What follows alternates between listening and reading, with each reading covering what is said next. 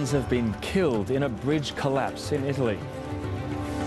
Moment of impact, a man arrested after a car crash outside Britain's parliament. We are treating it as a terrorist incident, and the investigation is being led by officers from the Counter-Terrorism Command. And the US-Turkey row deepens. Ankara vows to boycott American electronics.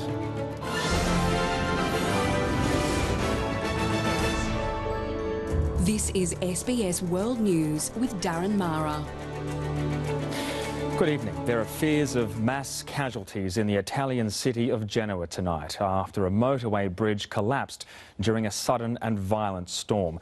The country's transport minister has warned it's likely to be an immense tragedy. The collapse happened in an industrial part of the city on a 200-metre section of the Morandi Bridge, which forms part of a toll motorway.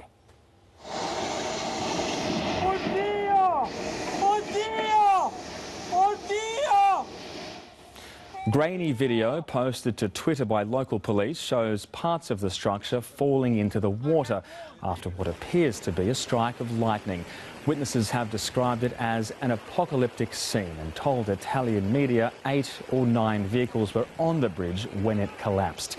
These are live pictures now that you're seeing from the scene tonight. 11 people have now been confirmed dead. That's according to a local media quoting Interior Minister sources. It's feared that number could rise. Earlier, Italy's ambulance chief said dozens had been killed. 200 firefighters are responding to the emergency tonight. The bridge was built in the 1960s and restructuring work was carried out in 2016. We'll bring you updates on this developing emergency as we get them. A man aged in his 20s has been arrested in London on suspicion of terrorist offences following a car crash outside the Houses of Parliament. A number of people injured in the incident have been taken to hospital with non-life-threatening injuries. SBS Europe correspondent Ben Lewis joins me now live from the scene. Ben, what is the latest from Scotland Yard? Darren, good evening. Police are now clearly treating this as a terrorist incident. We understand the man aged in his 20s who is in custody in a South London police station has now been identified, but police have not released any details about his identity. They do, though, say that he is not cooperating with investigators. Meanwhile, dramatic vision has emerged of the incident unfolding. This rooftop camera shows a silver Ford Fiesta making its way towards the Houses of Parliament. It was just after 7:30 in the morning local time. Many people in the area were on their way to work. The car crosses a median strip and then drives down a slipway between the barriers before crashing into a gate. Basically, I've seen a man driving towards Houses of Parliament at speed. He was going pretty fast in my opinion. I think it's a 20 miles to 30 miles per hour zone. He was going at maybe 40 to 50 miles per hour. In my opinion, it was deliberate. It wasn't. It was no other. He didn't swerve into it. It was a direct hit. As it sped towards Parliament, the car collided with cyclists and pedestrians. A number of them were treated for injuries at the scene before being taken to hospital. Given that this appears to be a deliberate act, the method, and this being an iconic site, we are treating it as a terrorist incident. A short time ago, UK Prime Minister Theresa May tweeted, "My thoughts are with those injured in the incident in Westminster, and my thanks to the emergency services for their immediate and courageous response." Following the crash, police surrounded the vehicle before leading a man away in handcuffs. There was nobody else inside the car, which remains at the scene and is still being searched. Police say no weapons have been discovered at this stage. Our priority now is to formally establish the identity of the suspect and establish his motivation if we can. He is not currently cooperating. The Metropolitan Police Counter-Terrorism Command is leading the investigation.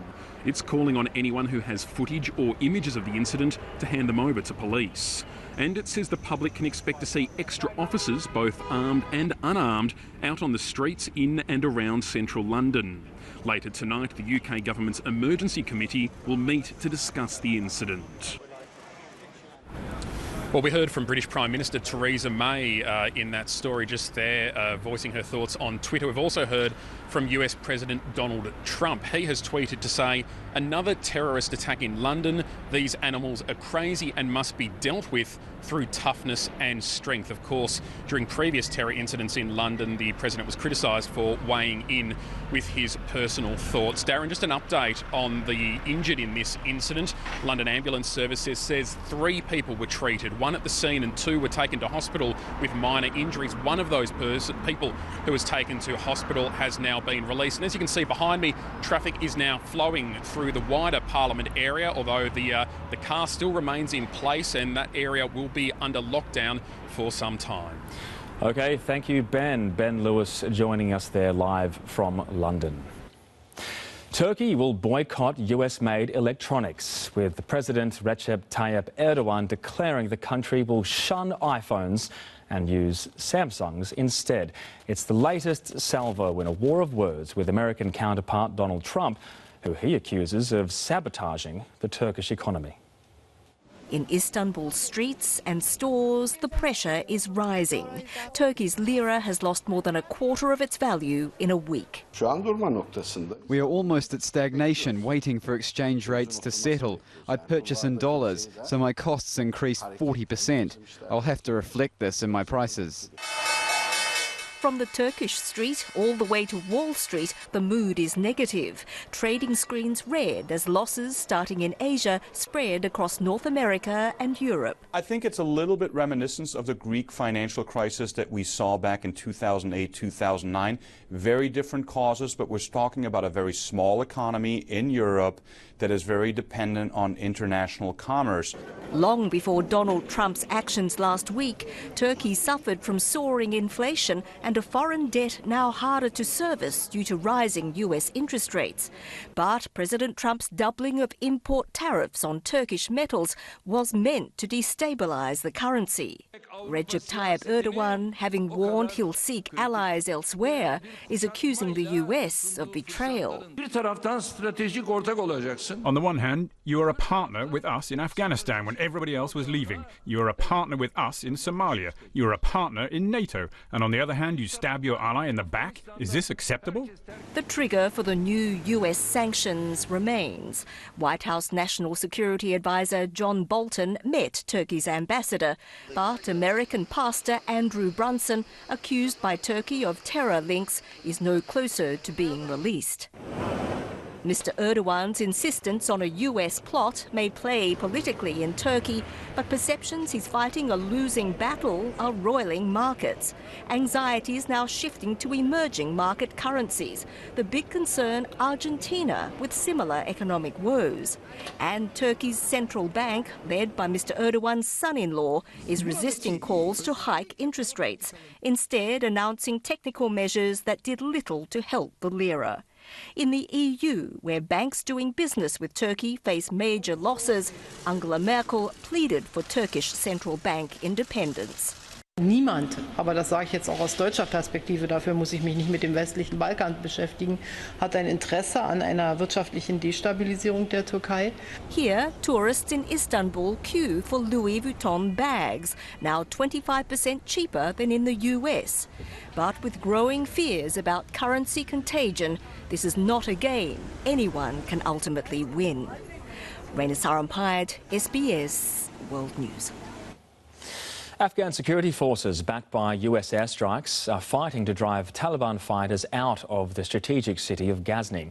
Hundreds of people have been killed or wounded there since the Taliban launched an attack on Friday, overwhelming the city's defences and capturing parts of it. Ghazni is 150 kilometres south of Kabul on the main highway, connecting the capital and southern Afghanistan. Ghazni burns as Taliban fighters watch on. This vision was obtained by Afghanistan's Tolo news service. It shows the militants' handiwork, buildings alight, black smoke dominating the skyline. It's been 5 days since 1,000 Taliban fighters launched their pre-dawn attack on Ghazni. Most of the city's 270,000 residents have locked themselves inside their homes. But with phone lines cut, it's difficult to verify exactly what's going on. Those who've escaped paint a picture of a city gripped by fighting, fear and deprivation. There was no electricity, no water or food. We were hungry, says little Fareshta. There were burning buildings and dead bodies everywhere in Ghazni city. The fight was ongoing. The situation was very bad and all the shops were closed. For the injured, like this young boy, getting to a hospital is difficult and dangerous. The United Nations says Ghazni's health authorities simply don't have the capacity to deal with the large number of people who've been injured. With other international humanitarian partners and the UN, we'll try to bring in trauma kits, essential drugs and medical supplies as soon as possible. Authorities in Ghazni say the majority of Taliban fighters trying to take the city are foreigners, including Pakistanis and Chechens. If it falls, it would mark a significant victory for the Taliban. It would also cut off a major highway linking Kabul to the southern provinces, the Taliban's traditional heartland. The Afghan government has deployed an extra 1,000 troops to Ghazni, and American advisors are in the city alongside Afghan forces. With the measures that have been taken by the government, I can say with courage that within 24 hours there will be remarkable changes to the current situation in Ghazni province. The battle for Ghazni comes as pressure continues on the Taliban to enter peace talks with the Afghan government. Analysts say the Taliban's audacious attack complicates the government's efforts to counter critics of the peace efforts. It's also raised questions about what conditions the Taliban might accept for peace talks. Lisa Upton, SBS World News. Former Melbourne principal Malka Leifer has been ruled fit to face extradition proceedings in Israel. Leifer was arrested in an Israeli police undercover operation in February, accused of a string of sex offences at an ultra-Orthodox Jewish school. Australian extradition efforts have frequently stalled on account of the 54-year-old's apparent fragile mental health. She will next appear in court in November. Crossbench Senator Fraser Anning is calling for a national vote on whether Muslims should be allowed to migrate to Australia. The former One Nation Party member, who now represents Katter's Australian Party in the Upper House, made the comments in his maiden speech to Parliament. He says migrants, particularly Muslim migrants, are failing to assimilate and costing the economy. Senator Anning claims changes brought on by Gough Whitlam in the 70s to open up immigration to non-Europeans has made the country worse, and is calling for such changes to be made by the people, not the government. We need a plebiscite to allow the Australian people to decide whether they want wholesale non-English speaking immigrants from the Third World, and particularly whether they want any Muslims, or whether they want to return to the predominantly European immigration policy of the pre-Whitlam consensus. The Greens and Labor have condemned his use of the term final solution, a phrase historically associated with the Nazi plan to kill millions of Jews during the Second World War. However, Senator Anning claims his words have been taken out of context. The National Energy Guarantee has survived the Coalition party room despite 10 Coalition MPs raising concerns about their own government's flagship policy. Malcolm Turnbull will now try to lock down an energy and emissions deal with state and territory leaders. A Prime Minister Good afternoon. And his signature energy policy. The party room has today overwhelmingly supported the National Energy Guarantee, staving off the full frontal attack from within. Just madness. Absolute madness. A caucus energised by Super Saturday victories, openly mocking the coalition's power play. We have cobbled together today a Frankenstein's monster of a policy. As Malcolm Turnbull emerged from a 2.5-hour joint party room debate, where Tony Abbott, Andrew Hastie, George Christensen, Craig Kelly and others reserved their right to cross the floor to vote it down. This is not a case of, you know, being in a team with Abbott or being in a team with somebody else. I'm not in a team with anybody except in a team with people who are trying to pay their power bills. Barnaby Joyce calling for Tony Abbott to rejoin Cabinet. I would like, as much as possible, to keep everybody together. I think that would be a smart move as we go into an election year. As he lobbed another hand grenade on Twitter. When the big emitters are not meeting Paris, why should we? Dismissing the NEG's economic modelling as theoretical and merchant bankers gobbledygook, warning colleagues not to show the unity of lemmings. Is merchant banker gobbledygook in order? No, and you leave under 94A. It's time for the Leader of the Opposition and the Labor Party to get on the National Energy Guarantee bus because it's driving towards lower electricity prices. Labor weren't the only ones questioning that. That the last power bill people get before the election will be higher than the one they're getting now. As Malcolm Turnbull locked in a 26% cut to emissions. If Labor wants to go to the next election and argue for a higher target, they should do so, and we'll gladly have that debate with them. We agree on something then, because we're very happy to have a strong debate about the need for real ambition on energy investment. While some Labor states are pushing for a 45% target, Tony Abbott is encouraging his colleagues to abandon the much smaller cap he signed Australia up to as Prime Minister. Let's have no targets. Let's for once run a power system to produce affordable, reliable power. Malcolm Turnbull, just do your job. Just stand up to Tony Abbott. Tony Abbott is the cold sore of Australian politics. He's painful, always unwanted, and stops things from happening. Not today. Thank you all very much. Brett Mason, SBS World News. Well, coming up next, just how private are your private online conversations? Concerns over proposed new data laws.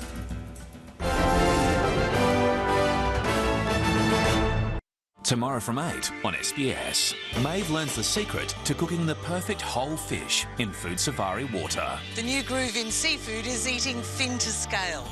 Then at 8:30, our 5 high-profile Australians put a face to the homeless crisis in Filthy Rich and Homeless. This is the scariest thing I have ever done. And at 9:30, don't miss the gripping final episode of Dead Lucky. I'll shoot. You don't have the guts. Really? That's tomorrow from 8 on SBS. I want to really immerse myself and try to fit in, essentially. You get to meet the locals, and you rediscover people you know. For me, it's just a big adventure, one I'll never forget.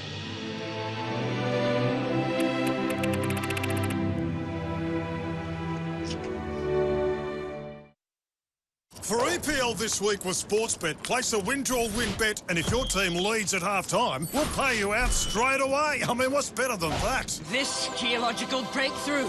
It's a rock, champ. Half-time up, you win with Sportsbet.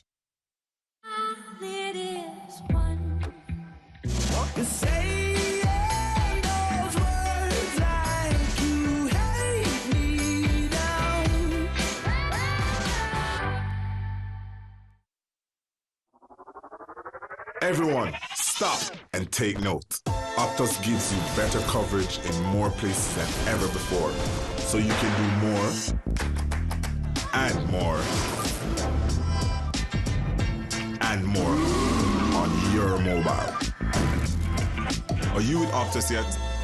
Optus 4G Plus, our best network ever. For SBS News anywhere, anytime, download the app or go to sbsnews.com.au.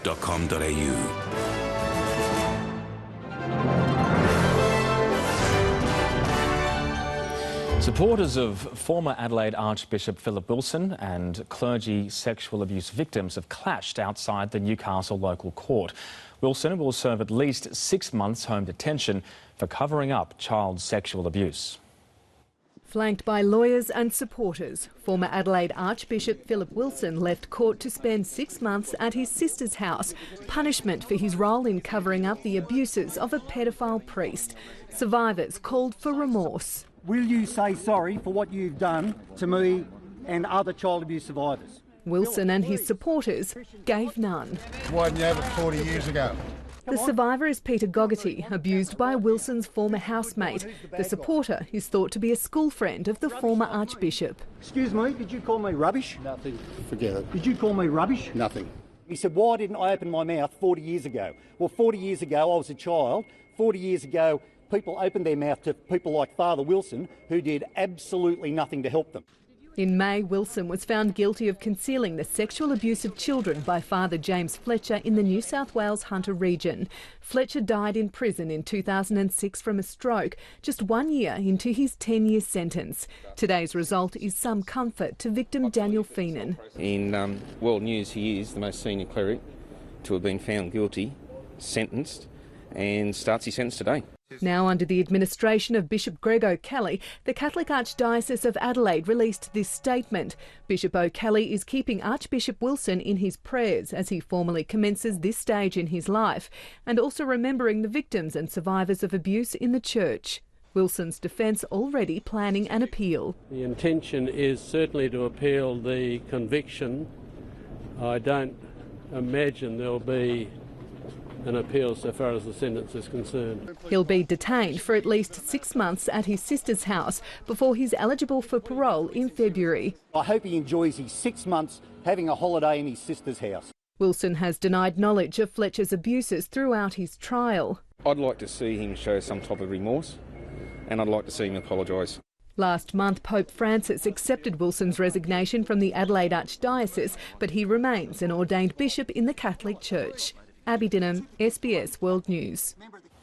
Proposed new laws could force tech companies to hand over customers' private communications. The laws are designed to help lift the veil on criminals, but critics are concerned about privacy. Mobile apps, computers and even video games. The ways to communicate are endless. Often the messages are encrypted to protect people's privacy, but that protection also helps hide criminals. Whether it be child sex offenders, terrorists, drug smugglers and drug dealers, it is absolutely crucial that this legislation go into place to ensure that there is no place to hide. A proposed law will force tech giants such as Apple and Facebook to cooperate with security agencies and even compel them to hand over encrypted information on phones and computers, including GPS data. If a company doesn't comply, it can be fined up to $10 million. But digital rights experts argue it's putting law enforcement before people's right to privacy. For us to now have a situation where governments can decide who gets to listen to what is a concerning idea, and people should be worried about what's happening to their private communications, who can listen and under what circumstances. Others suggest the laws appear to be specifically targeted. Rather than trying to break end-to-end encryption, it instead provides a very tailored approach of going after individuals rather than weakening protections for all of us. So in that sense, I think it's quite a positive development compared to the early reports we had on this bill. It is encouraging that the use of warrants is being contemplated, because oversight of these mechanisms where law enforcement is going to access encrypted data that's owned by others, it's very important to have oversight, and that is parliamentary oversight but also judicial oversight. An industry body responded to the proposed laws on behalf of Facebook and Google. We work to protect the privacy of people who use our services and strongly support encryption technology. We appreciate the hard work governments do to keep us safe, which is why we work with law enforcement. The bill will be introduced to Parliament this year. Virginia Langerberg, SBS World News. English Test cricketer Ben Stokes has been cleared of afray charges. Facing trial in the Bristol Crown Court after knocking out 2 men in a nightclub brawl last September, Stokes claimed he acted in self-defence. The jury delivered a unanimous not guilty verdict. Coming up next, the weather and the latest on the deadly bridge collapse in Genoa.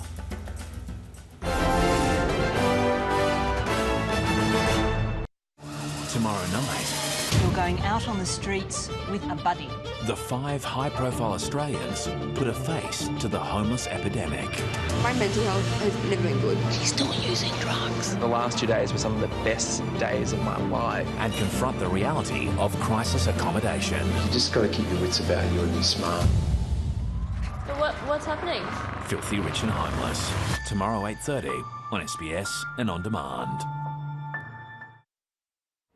Noble Oak offers comprehensive, no surprises cover that'll cost you on average 20% less. They're also the only life insurer to have won 3 consecutive CanStar Awards for outstanding value. Call for a quote or search Noble Oak. For EPL this week with Sportsbet, place a win-draw-win bet, and if your team leads at half-time, we'll pay you out straight away. I mean, what's better than that? This geological breakthrough. It's a rock, champ. Half-time up, you win with Sportsbet. This is what guys do to try to get every hair. This is what we do. Gillette with Flexball technology makes maximum contact, with one blade giving up to 1 month of comfortable shaves. Gillette.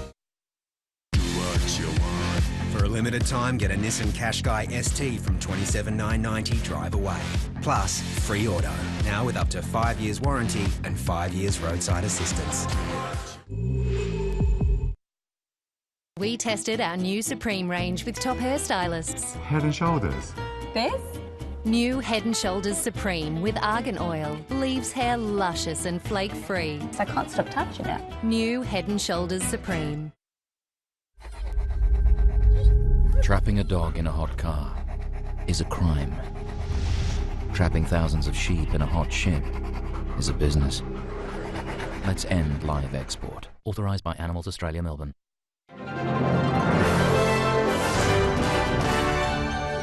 To the weather now, and in the major centres, showers for Melbourne, Adelaide, Hobart and Perth, sunshine for Brisbane, blue skies with wind gusts for Sydney and cloudy in Darwin. Looking further afield, scattered showers for Auckland and Wellington, rain expected in Samoa. In Southeast Asia, thunderstorms for Bangkok, cloud cover for Denpasar, Jakarta and Kuala Lumpur. Further north, drizzle for Beijing, rain also in Hanoi and Manila. Cloudy in Shanghai. Heading west, hot in Baghdad and Tehran, sunshine for Jerusalem, rain for Delhi. To Europe, fine for Athens and Madrid, cloudy in Berlin and Paris, showers in Rome. To Africa, a few showers for Algiers and Nairobi, cloudy in Johannesburg and Dakar. To South America, rain expected in Bogota and Caracas, scattered showers in La Paz. And for North America, fine in New York, Dallas and Vancouver, showers for Havana. Returning now to our top story briefly, and 11 people are confirmed dead after a motorway bridge collapsed in the Italian port city of Genoa. These are live pictures from the scene tonight. A violent storm caused a 200-metre section of the structure to crumble. A firefighter has told local media 20 vehicles were on the bridge when it collapsed. It's feared the number of dead could rise as rescuers begin sifting through the rubble. At least 5 people have been hospitalised in a life-threatening condition. That's the world this Tuesday. The SBS News website has all the latest stories, and get news anywhere, anytime with the SBS News app. I'm Darren Mara. Good night.